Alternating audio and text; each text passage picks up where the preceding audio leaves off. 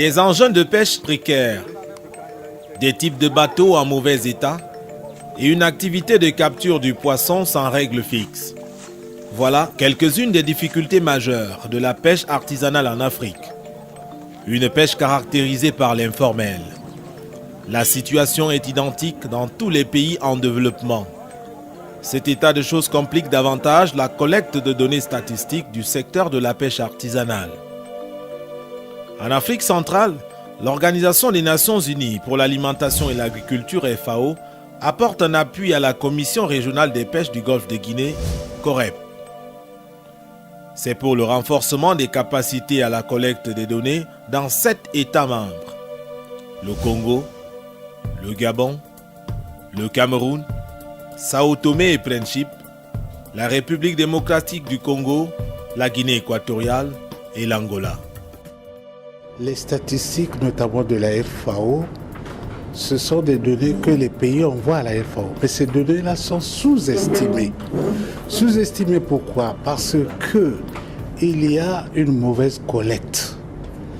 Il y a non seulement ceux qui collectent, qui ne connaissent pas comment collecter, et il y a aussi les difficultés en ce qui concerne la gestion des services des statistiques.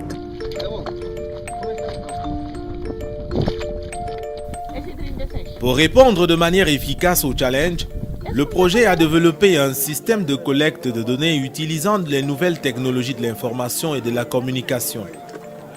Il s'agit d'une tablette Android et d'une application gratuite appelée ODK Collect. Elle est disponible sur le moteur de recherche Google. L'application pour mobile fonctionne en 4 étapes. À la première, l'enquêteur conçoit le formulaire numérique. Il entre les données de localisation géographique telles que le pays, la région, le site et les pêcheurs recensés de ce site.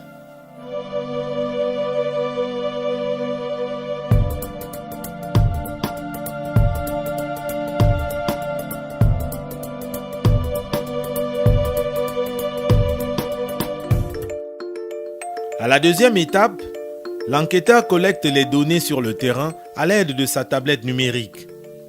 Il effectue le suivi de l'activité d'un pêcheur choisi en déterminant son type de bateau, les engins de pêche utilisés et la fréquence de pêche par jour, par semaine, par mois et par année.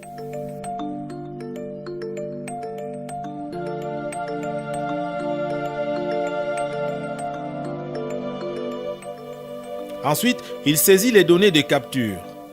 Les espèces capturées parmi la diversité sont classées par poids, par prix et par groupe d'espèces.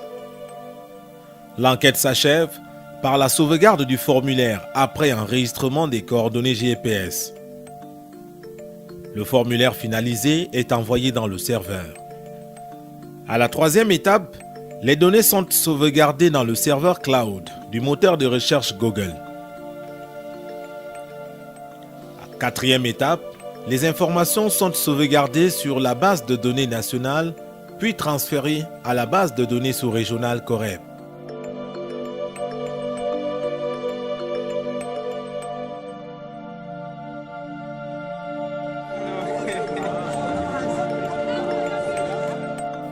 Avant sa phase opérationnelle au Cameroun, le système de collecte des données et base de données transite par des formations. Formation des responsables des administrations de pêche, formation des enquêteurs sous la houlette de l'Institut sous-régional de statistique et d'économie appliquée ICA. Les participants sont venus des différents pays membres du COREP. Tous les modules de formation ont convergé vers la maîtrise des techniques de collecte des données, l'enregistrement des statistiques, leur harmonisation et le stockage sur les bases de données nationales et sous-régionales. L'impact de ces statistiques sur les économies locales a aussi été relevé. Les résultats du projet ne se font pas attendre. Les premières estimations de la production de pêche artisanale par pays sont déjà disponibles.